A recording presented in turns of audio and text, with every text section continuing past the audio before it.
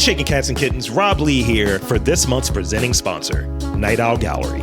Night Owl Gallery is an intimate, artist-run exhibition space showcasing the original paintings and fine art prints of Beth Ann Wilson. Also, it features curated goods from local artists and craftsmen. You'll be sure to find one-of-a-kind gifts, handcrafted jewelry, home decor items, along with a few vintage treasures. Located in the rear of 248 South Conklin Street in Highlandtown, across from the Sally O's, Night Owl Gallery is a unique space that brings together Wilson's love of the arts, community, and culture.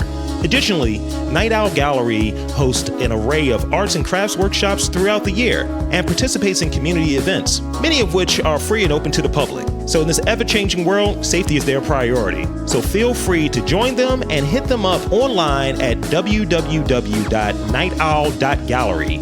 Tell them Rob Lee sent you. Welcome to Getting to the Truth in This Art on MTR Podcast. I am your host, Rob Lee, and my next guest is a Texas-born, Baltimore-raised, self-taught visual artist whose practice focuses on abstract, minimalistic, and illustrative styles of art. Please welcome Alex Rector to the podcast. Hey. Howdy. How appropriate. Yeah, absolutely. Absolutely. So go Bears and all of that stuff. Fellow Morgan alum. So yeah.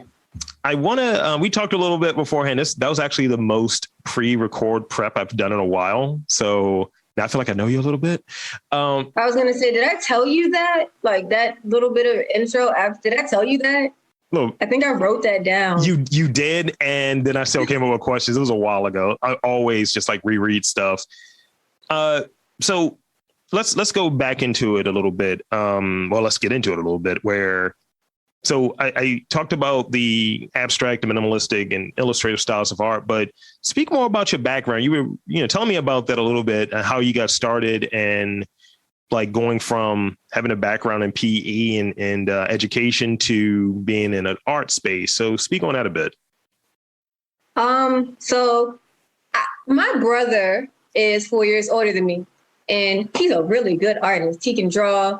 When he moved here when I was 7 from Texas. And he did really well in art. He would draw. He went to Perry Hall and they had, how they will, like how schools will have art in security malls? Yeah. Like that. So they did like this maze project, and it was a triangle, and it was a maze on the inside. And he did like a color shift from the top to the bottom. Red, orange, yellow, green, blue. It was really pretty. He did a really good job. He learned how to draw people and a whole bunch of other things. We would sit at the table and draw cartoons. I would trace them. He would draw them. And then one day I was like, oh, I don't want to trace, because I felt like it was cheating. So it was I think it was Elmer Fudd. And we were sitting at the table. We were in Texas, by the way. It was over the summer. And we were sitting at the table and I was drawing. I had like a picture of it, probably printed it off the computer or something. And I sat there and I drew it. I didn't trace it. I drew it. And I was like, oh, wow, I really did that. And then, we would just kind of play around with it a little bit here and there. When I got to middle school, I charged people to do bubble letters. So I guess it would be like a logo. And I was really excited. It was like 25 cents. My mom, she was like, yeah, that's good. Yeah, charge them so you can get your supplies. So I would go to school and be like, yeah, I charge you 50 cents to do some bubble letters, draw your name with bubble letters. Yeah. It wasn't that good, but we were in middle school. Who, nobody really cared. Yeah. And then I kind of stopped. I just kind of stopped drawing. And then, I went to school, physical education, graduated. I was in marching band. I don't recall ever drawing anything. I don't remember wanting to draw anything. Like it never really crossed my mind at all. I honestly kind of forgot that I knew how to do it. And then 2 years ago, I was scrolling on Instagram and I saw some resin art, and it was how they have like the figures, like the triangle, like the pyramids. Yeah. And then it'll be like a pyramid, and then it'll be like a wood block. Yeah. Or like a piece of wood with like resin in the middle, just like cool resin designs. And I was looking at it and I was like, well, that's really, really cool. I want to do that. Yeah. So I told my mom and said, Mommy, I still call my mommy. I said, Mommy, let's find some resin. So I went to Blick. And we got some resin and I played around with resin and it was cool. And I painted a piece. I didn't know what I was doing, but I made a piece and I posted it and somebody said, "Are you selling it?" And I was like, I can. And then, so that's kind of how that got started. And then I kind of slowly remembered that I knew how to draw. Yeah. The more I explored like painting, and now here we are and it's going. So that's kind of how I got here, outside of, the physical education, because that's really what I do. Physical education, fitness, healthy stuff, physical therapy. That's what I do. Yeah. So that's kind of how I came across like some of your stuff. And I was like, initially in the pictures, because I remember one of the posts you saying, it's like, is it, do you want a picture of me or a picture of me but art? What do you want? And I was like, whichever. And, it's definitely, it's good to go through and see like updates of work that you're creating. It seems like you're always working. So that's just really good and good for you. Your colors definitely pop. Glad it seems like that. So let's see. So let's talk about inspiration for your work or what have you. Do you have any, what is a usual source of inspiration for your work?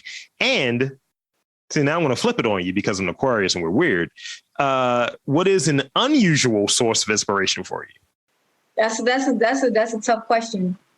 When it comes to my more illustration type pieces, I would say that the inspiration kind of would just come from, I don't know. Like me looking at, I would think of a cartoon like, okay, I like SpongeBob. So I did a SpongeBob painting. It's actually right now, it's at the Gallery About Nothing. I'm going to go pick it up because I kind of want it in my possession, but I really like SpongeBob. Yeah. So I did a piece. It has SpongeBob, Patrick, Gary. It's like, you know how you would go to the photo booth and they would give you like this long strip of pictures? Yeah. It's kind of like that. That's the design behind it. I like Invader Zim. So one day I was sitting there and I was like, I want to do an Invader Zim piece. So I did that. I have a Looney Tunes piece that I never finished, but it's in the closet. But I was sitting there and I was like, I wonder what would look cool. And I'll go and I'll Google different cartoon characters and I'll kind of put them together and give them their own like story per se. I wouldn't really say there's like an inspiration. It just popped, like the thought just kind of pops in my head. I'm like, oh, that would be really cool. I kind of want to do that. When it comes to my abstract pieces and some of the things that like aren't cartoons, like the heartstrings painting that I have, it's the heart with the like puppeteer hands. Mm-hmm.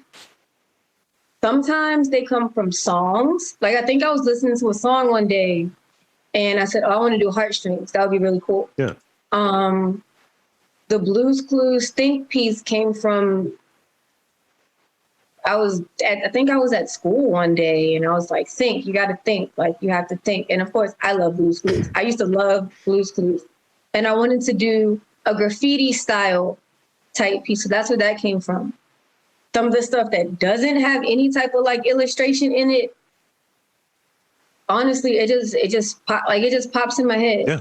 Like I think of the color and I'm like, okay, I want to do a blue piece. I want to do a blue series. So I do that. Or I really like the primary and secondary colors, red, orange, yellow, green, blue. And somebody told me that I need to kind of find I wanted to find like a signature style. And I really like those pieces. And I did an abstract palette knife piece. It's somewhere on my Instagram. And those are the colors that I used. And when I did it, I sold that piece. And then somebody else hit me up and they were like, hey, is this still available? And I was like, no, but I can do it again. And I sold it again. And then I went somewhere else and they were like, hey, I really like that. Can you do it again? And I did it again. And it was like on 36 by 48 inches. So I'm like, okay, this is clearly going to be like my signature type of style. So I'll just think of different ways to use those colors. Splatter paint pieces, I just kind of go crazy. They're fun. Yeah. And then, I don't know, like I'm looking at some of the paintings that I have around the house right now. If I look crazy, the brown painting, the whipped melanin, I don't remember what I was thinking about, but I said I wanted to do a color grade. I wanted to do something that represented us. Yeah. And I wanted to use texture. So I did the palette knife. I used the palette knife. And there's really no answer. I feel like I'm rambling. No. There's no like deep rooted answer. They just kind of pop in my head. Like I'm laying down and I'm like falling asleep and I'm kind of like painting in my head. So an idea just comes to mind. Do you keep like a notepad around or something in the phone? Nope. Oh, so it's just here. I don't. I do. And then I don't go back and I look. Like I'll think of something. I've done that before and I've typed it up. And I'm like, okay, I want to do this. I want to do this. I want to do this. Yeah. And I don't go back and look at it. I buy planners. I write in them. I never go back to them. I have a notebook in my bag. I don't write. I carry it around, but I don't write anything down. Wow. I kind of got like a little bit of ADHD. Uh-huh. So I'm hearing a little like, I don't go back. I'm hearing a little hove there when it comes to your painting. It's like, nah, I don't write anything down. I don't really use it. You know? No, I have a really good memory. So there you go. So like, I'll remember what I want to do. I was also in marching band. I'm also a musician. So that kind of comes naturally. You got to remember the music. There's no music in front of you, so you got to remember it. That makes sense. Kind of comes to mind. Going back to, and that's good that you're able to combine those two, because it's like, oh yeah, that's a transferable skill of being able to remember, you know, what you have to play straight off of memory or what have you. So it's still creating, but just in a different medium. Going back, and what you were describing earlier, of like, oh, I'll draw this and you know, in class or what have you, and you need that quarter off, you need that 50 cent off you. That was similar for me back in elementary, middle school, mostly elementary school. So I used to draw like the X-Men for people, and I was like, yo, you want this picture of Wolverine? I'm gonna need that 25 stat. That's pretty cool. My brother would draw a Dragon Ball Z character. Nice. That tells you how good of an artist he is, and they looked good. Yeah. They didn't look like janky. They looked really good. I tell him all the time, like, yo, you should draw. I don't want to do that. I'm like, all right, whatever, but you can make some money. He's a little lazy. It was one of those things where like, I kind of got hit with the crusher, like your work's a little childish, what have you. And I was trying to go into this art school and it just really didn't work out for me, but it really definitely dampened my approach. But, you know, at one point it dampened my confidence in my approach. And at one point I wanted to see if I was still able to do it and still had an interest in it. And they had this, it's like this test on like you had those commercials of 1-800, and it's like, oh, do this art test, and if you could draw this and you mail it to us, we'll grade it. So I was like, sure, I want people that I don't know to consider my art. Right. So I ended up drawing this dog, and I knew I screwed it up on one thing. I'm a little heavy-handed with the pencil, so my erasing the marks weren't good, but everything else was on point. So like, they gave me like a 95. So it's like, cause you know, that's good. I need to be graded, you know? And that's cool. Yeah. And, but it was kind of one of those things where it allows me to appreciate art and drawing a bit more, but I've always been a person who hasn't really gotten stuck to one area. Like, did the drawing for a while, did the art for a while, painting and all of that stuff when I was younger, then moved into writing, then moved back to like art a little bit, but then back to writing, kind of shifting back and forth. And then I want to say a couple of years back, I got back into painting, but over the last 13, I've been doing audio podcasts and storytelling. So you're a self-taught artist. So this question is going to be a little weird, maybe. So do you consider, like, maybe yours or maybe even more broadly, do you consider artistic abilities to be a gift, or is it something that's more so earned through learning and through growth and being taught? I think it's both. Sure.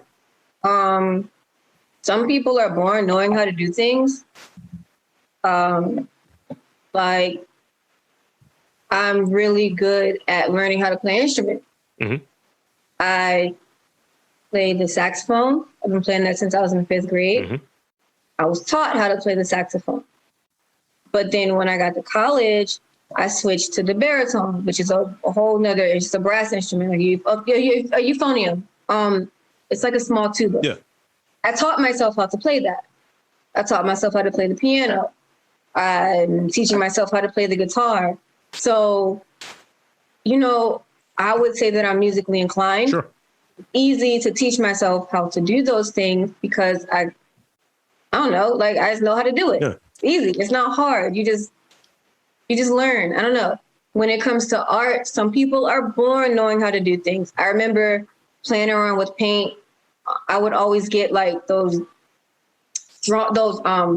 packs that had like, it was like in the shape of a butterfly. It was purple and it had a whole bunch of like crayons, colored pencils, markers, and whatever in it. I had paint, I had aprons, I had all of that stuff at home. But I mean, I was okay, but I was just like throwing stuff on the paper. I was little. Some kids can draw, like they can look at something and draw it. I wasn't like that. But like I said, going from tracing to wanting to be able to draw something, like my brother never said, hey, here, draw this line, then that line, then this line. Like, I feel like if you're not born kind of knowing how to do it, or you don't grow up kind of knowing how to do it, you just practice it. Like, you can learn how to do anything, you just practice it. If you already know how to do it and you practice, you're going to get better. If you don't already know how to do it, you're going to practice and learn, and then you're going to be able to do it and you're going to get better. So, I mean, I think it's both. I agree. I think one of the things that you touched on there too is kind of being around it. Like, you know, not everyone just suddenly they're good at something because they're around people who are doing it, but it at least gives you that interest to want to pursue it. So you have a sibling that's doing it. It's like, I'm gonna do the same thing you doing. Let me, you know, that sibling thing. And, you know, everyone has some version of that. And, you know, you don't have people who, I really hate cooking, but I'm going to go to culinary school. No, you have to have some degree of interest to even want to dive into it. So I think you're right. I mean, you don't though. I don't think you have to have a degree. You have to have some type of interest to dive into. You can just want to learn how to do it.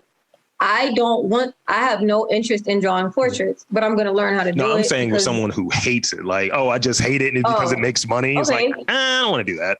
I hate drawing portraits. I hate the idea of portraits and drawing celebrities. I don't think it's creative at all. Anybody that's listening to this, please don't judge me, but I personally don't think it's creative because the face is already there. Like, your face is your face. I didn't create your face. I can draw it 15 different ways, but like at the end of the day, it's still going to be your face. Like, that idea did not come from my head. Sure. The background might have, the delivery of it might have, but like in general, the idea, it didn't come from my head. I personally, I don't like it. They look great. I don't like it. I don't want a picture of, like, I don't want a drawing of myself in my home unless I get like super rich. And even then, like, I'm not going to want to walk in my living room and look at myself. I don't want a drawing of Drake. I love Drake. I love him so much. But I don't want to walk in my living room and see a picture of Drake. I feel like that's like up there with like Helga from Hey Arnold. Like, it's weird to me, but I'm going to learn how to do them so I can make some money because that's what people want. People are like, oh, hey, can you draw a portrait of me and my grandma?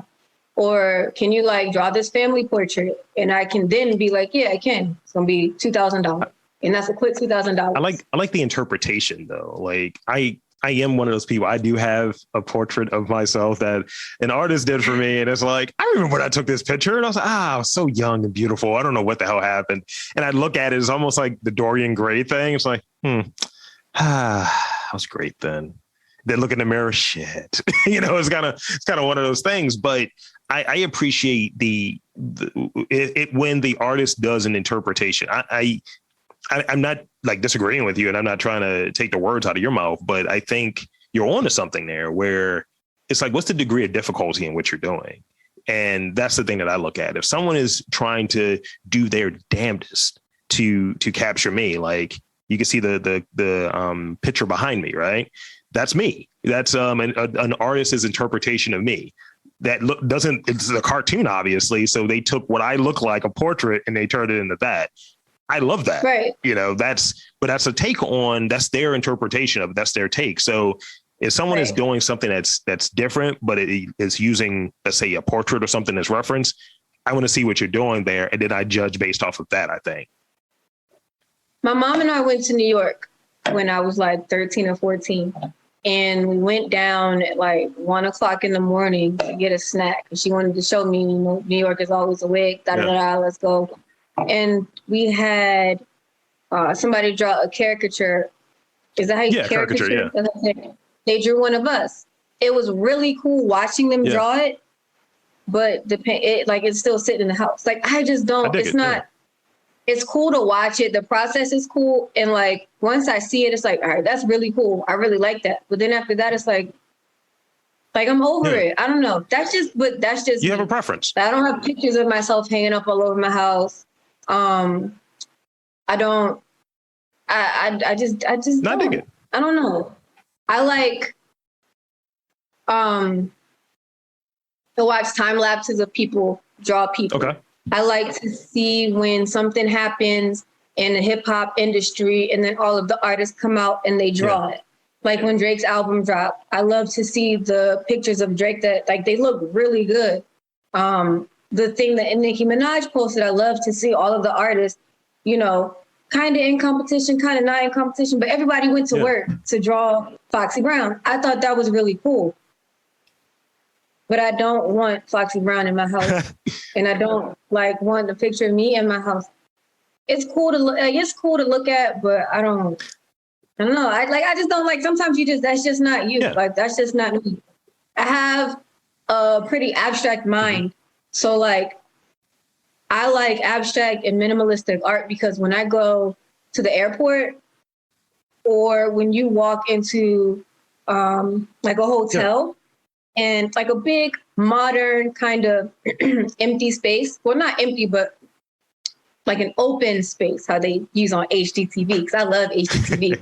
But like an open space, you'll see like a big open white wall, and then you'll see this picture, like, or a painting, like right in the middle of it.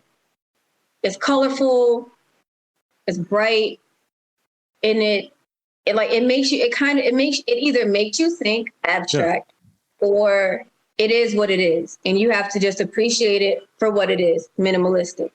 That's kind of like how my mind works. I dig it. That's your preference. And like, it is, exactly. That's my preference. I like pop art. I really get off on pop art. I was like, this is great. And pop art is cool too. I do like pop art. I do like pop art. So what keeps you up at night and what gets you going in the morning? You're like, you know what? I mean, outside of that coffee, because you said that's crazy for you. I don't really drink coffee that often. No, I'm kidding about you saying it gets you hyped though.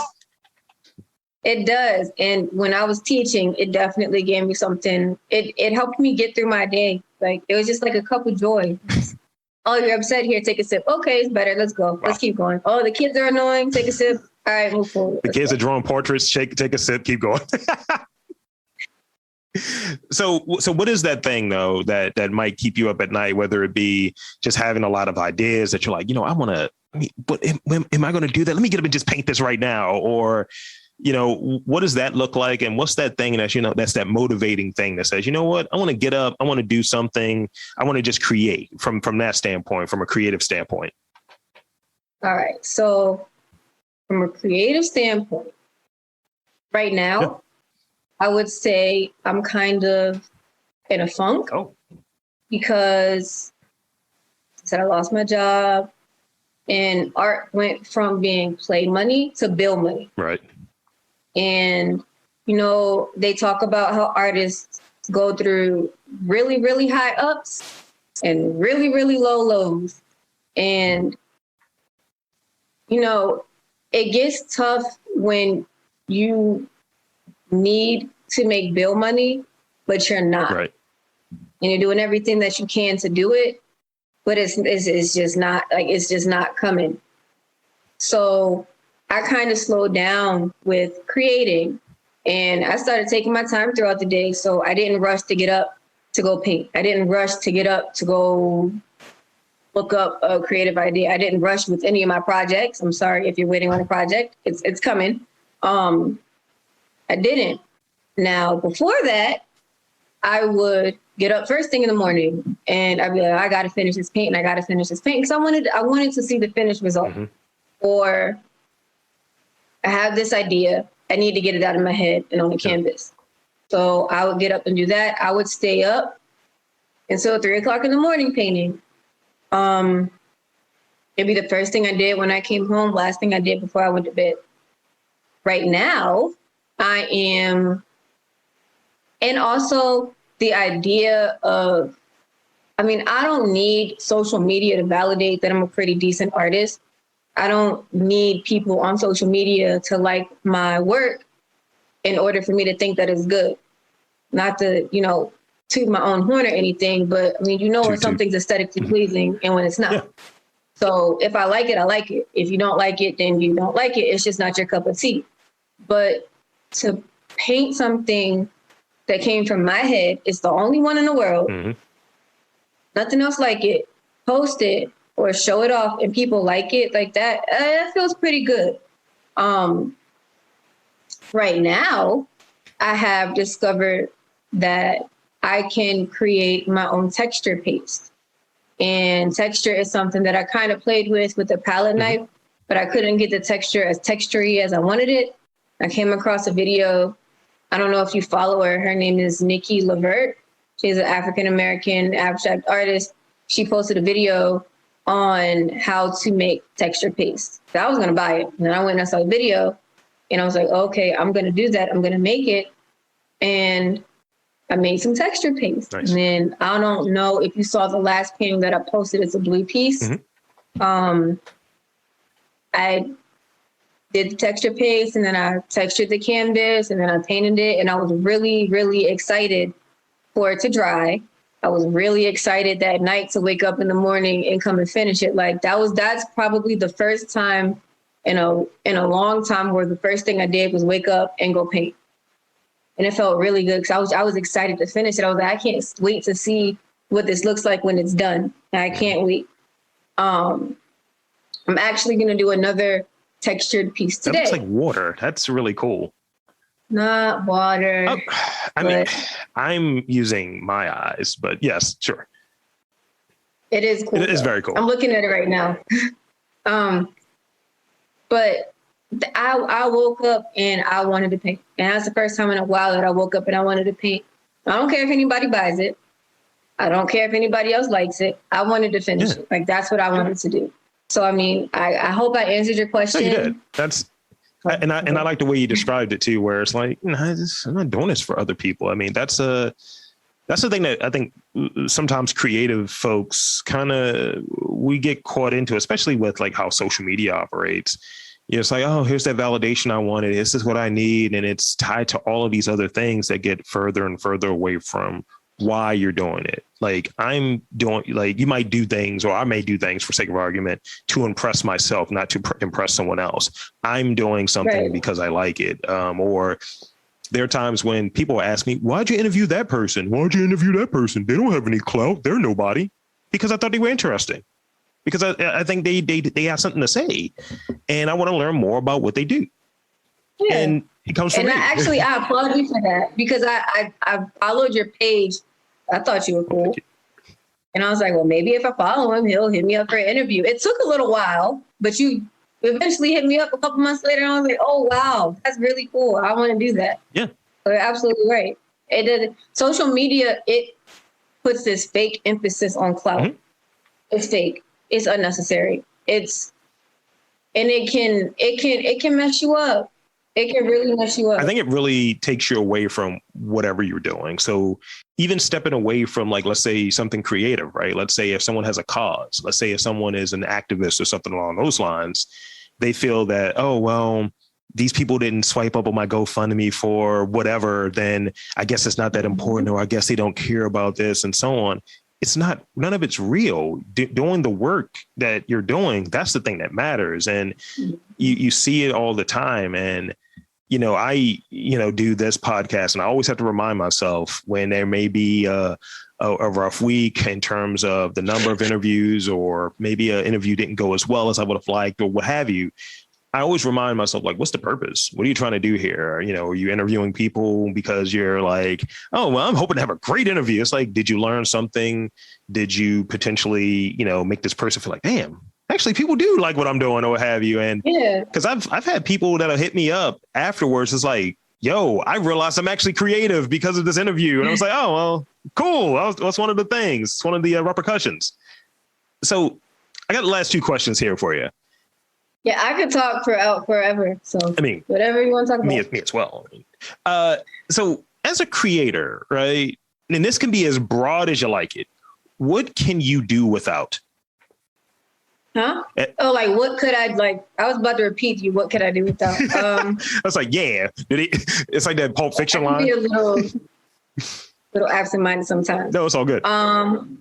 What do you mean? Like, as a creative, what could I do without? So now I'm glad you asked the question, because some people will be dicks about it. It's like, I'm a painter, so obviously I can't paint without paint. It's like, ugh. But like for me, like, I mean, but you can though. No, you can, but they're saying it to be. Paint without paint. They're saying it to be a jerk though. I think for me, like, if someone asked me that question, I would be like, I need space. I need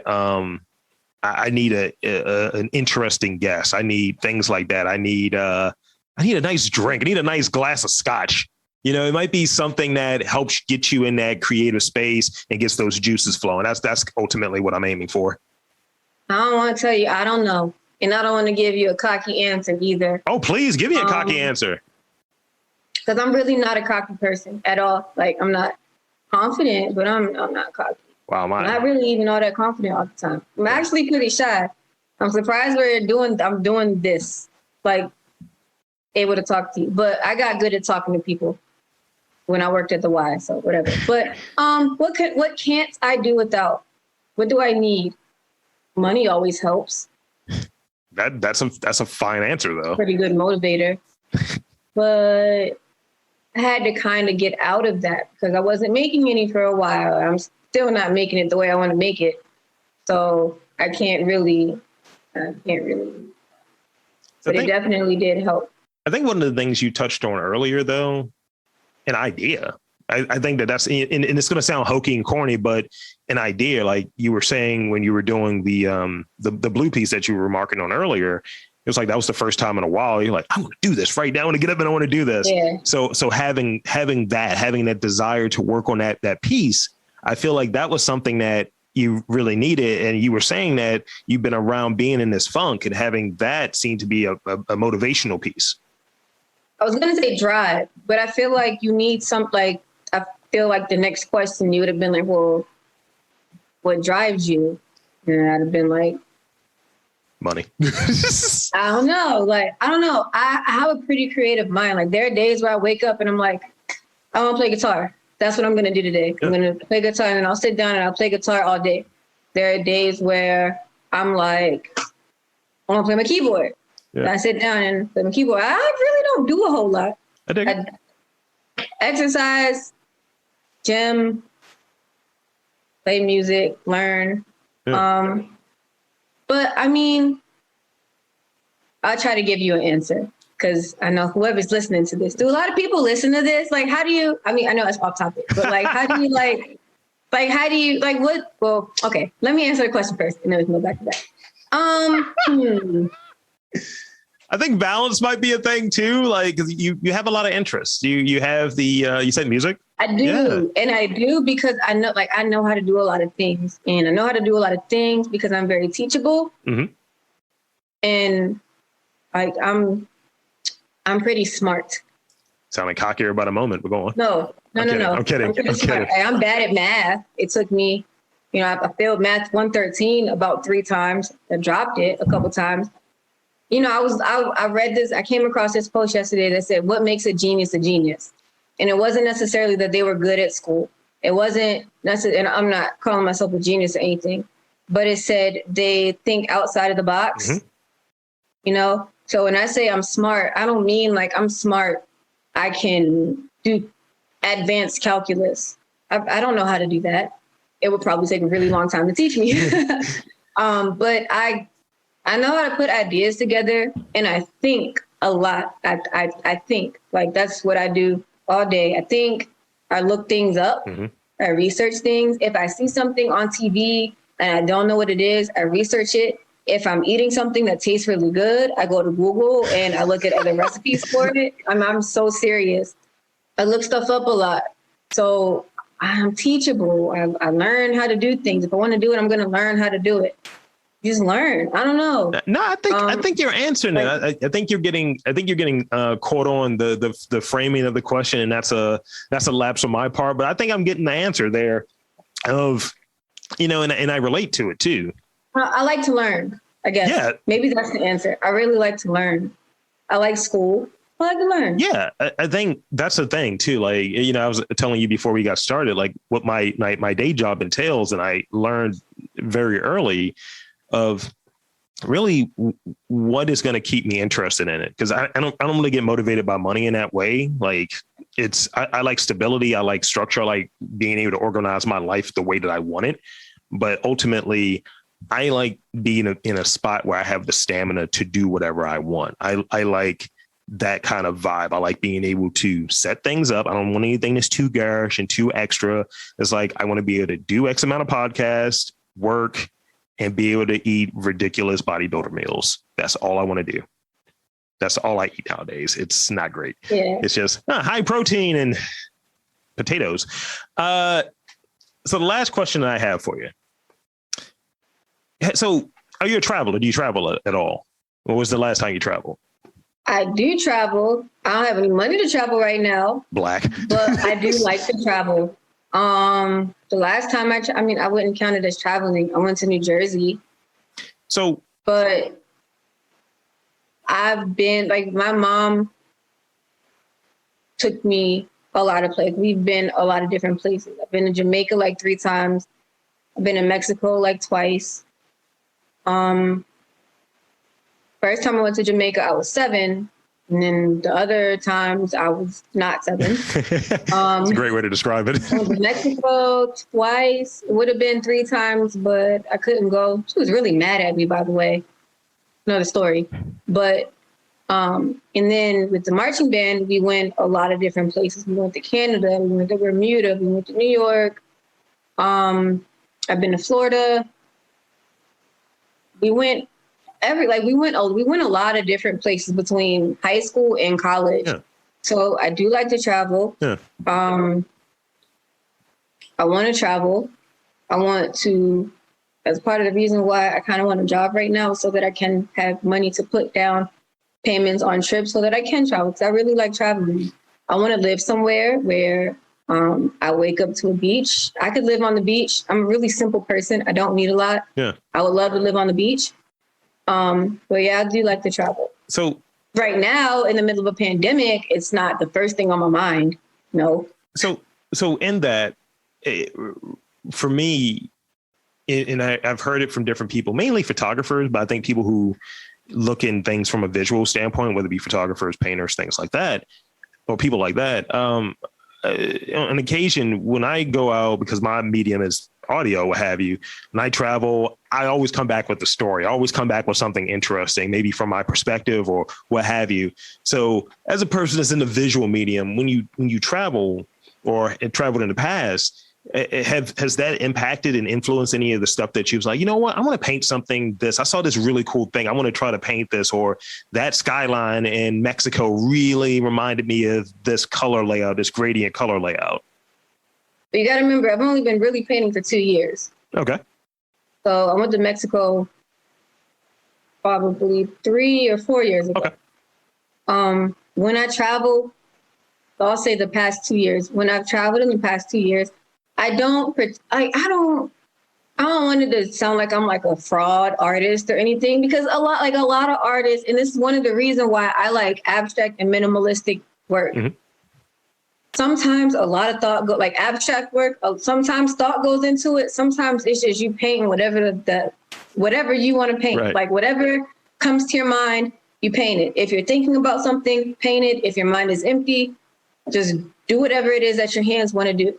When it comes to, I really like minimalistic work, because literally if you look it up, it's going to say an appreciation for what is there. There's no deep thought. Mm-hmm. There's no underlying mode. Like this is nothing. It's just that's what it is. Appreciate the colors, appreciate whatever shape you see. That's it. So like when I go places, I don't think, oh, I'm going to go here and I'm going to find this and I'm going to see that. I don't think that. Like if I do observe, I'm an observer. So like, I think somewhere in the back of my mind, like I might see something and then, thoughts will process and be like, oh, that's cool. But I never go anywhere with the intention on finding like an inspiration or a reason or like a why. Yeah. Well, when I went to the Baltimore Art Museum, that was my intention. But I feel like when you're looking for inspiration, you're not gonna find it. Like you just have to go about your day, and like inspiration will come when it's ready to come. Now, the second to last time that I went to New Jersey, we stayed at the Hard Rock. Yeah. If you haven't been to the Hard Rock, you should go. Okay. Because I play the guitar, and it's just like it's so dope in there. Like they have guitars everywhere, and it kind of made me want to paint a guitar. Nice. But like they have guitars everywhere, and like I just wanted to look around the whole like the banisters, the things that hold the banisters up are guitars. That's fire. Like they have this big piece, ceiling piece up, obviously on the ceiling. It's a guitar. Like they have guitars by famous people in like these cases. Katy Perry's guitar is sick. Like it's so cool. I observed that kind of made me want to paint a guitar. But mostly, honestly, when I go to hotels, the first thing that I notice is in the room is the artwork that's in the room. Mm-hmm. And that'll make me say, oh, I can do that. Look, that looks kind of like my painting. Like I can do that. Or like I'll see the art and I'll be like, how do they do that? How can I do that? Yeah. They had a museum in the Hard Rock. And one of the paintings that I did, it kind of came from a little bit of what they had in the museum. Mm-hmm. I think it was like the Scribble Scrabble painting. It's like just a bunch of, it's like pretty colorful. It's a bunch of lines, squiggly lines going all over the place. It kind of came from that. I couldn't emulate it like exactly the same. Of course, I wouldn't want to do that. Right. But the concept of the squiggly lines kind of came from that. So like, I guess, I don't know. Like I said, I can kind of talk a lot, especially when I'm nervous. I'm a pretty shy person, but I don't go looking for inspiration. It just kind of pops out at me. And if I observe it by happenstance and I like it, then it sticks with me. And then if I don't, then, it is what it is. I'll find it wherever I go next. So I'm in my recording space, right? And back in like 2016, I had this project that I just wanted to do one day, right? I was like, I'm going to paint something once a month. And it didn't matter what size canvas. And I did it for about 8 months. And I'm looking at it because like literally the wall in front of this monitor and microphone has these different paintings on it. And the one that I actually had something in my head, I don't know why it was in my head. It was this Tribe Called Quest album cover. And I was like, I'm going to try to emulate the feel of it, whether it be in terms of the color, the arrangement, the layout, but it's going to depict something else. And it was supposed to depict a person sitting in a chair, but they have so it's mostly black and they have this white outline and green and red and white kind of hashes or dabs throughout that person's body. And that's what I was going for. And I'm looking at it like right now, and it's like, there's a rawness there. It feels incomplete, but it was something that I did and I remember it very well. But that was the one where I was trying to intentionally emulate something that it fell short, but I knew what I was aiming for and I knew why I tried it. And kind of the rest of them are, I started doing something and kind of what you were describing a moment ago with, the minimalistic, your take on minimalism. I was like, oh, just do this. Oh, I'm going to do this now. That's my approach when I'm sketching. Like, when I was, always in school, I was always a really, relatively smart individual. And I was one of those kids that I would hurry up and finish the test, get my B on it, and then draw for the rest of the time. So right. I would sit there and start sketching something. It might be a line, it might be a design that comes out of that. It might be a bunch of different things that it's just, my pencil is just going as if it has a mind of its own. So I definitely relate with what you were describing there. The funny thing is, though, I suck at sketching. Well, we all can't be great. Like, I don't sketch. The only time I'll sketch something, which I can't even really call it sketching, is if I'm getting ready to do something. Like, if I'm going to draw something to paint, I don't sketch. Like, I have a creative mind, but at the same time, I don't. Like, when I'm playing music, it's hard for me to improvise. When it's time for me to play a solo, it's hard for me to do that because there's nothing there. It's just, okay, what do I do? So I got better at it, but it was still kind of hard. So like if you handed me a notebook and a pencil right now, I would probably draw a bunch of stars, circles, and squares or something like that. Like I wouldn't be like, oh, let me sketch a face. If you handed me a paintbrush, that'd be a little bit different because I don't know. It's different. Like it's just different. But I don't know how to. I don't sketch. I understand what you're saying. I have a sketchbook, but I don't sketch. Well, I practice draw. I practiced some hands. I did some faces. I tried. I did some eyes. Yeah. Like I did some like head shapes. I don't really sketch. I tried, but it don't work. Yeah. So that's pretty much that for me as far as the questions that I had for you. So in it, I would like to offer up the opportunity for you to shamelessly plug anything you want to plug, your socials, anything along those lines. Plug away. My IG is that girl Alex. Alex, you guys spell it with 2 X's and then an underscore. My website, which is now updated, www.artalents.net. I think that's it. That's all my socials, I think. Well, thank you. Am I missing anything? No, I think I got it. I think that's it. Well, thank you. Are they gonna like see me? Like, are they gonna see us or they just hear it? It's just gonna hear it. Yeah. Oh. So, thank you for this. I'm gonna do my sign off. So, for the super talented Alex Rector, I am Rob Lee saying that there's art in and around Baltimore. You just gotta look for it.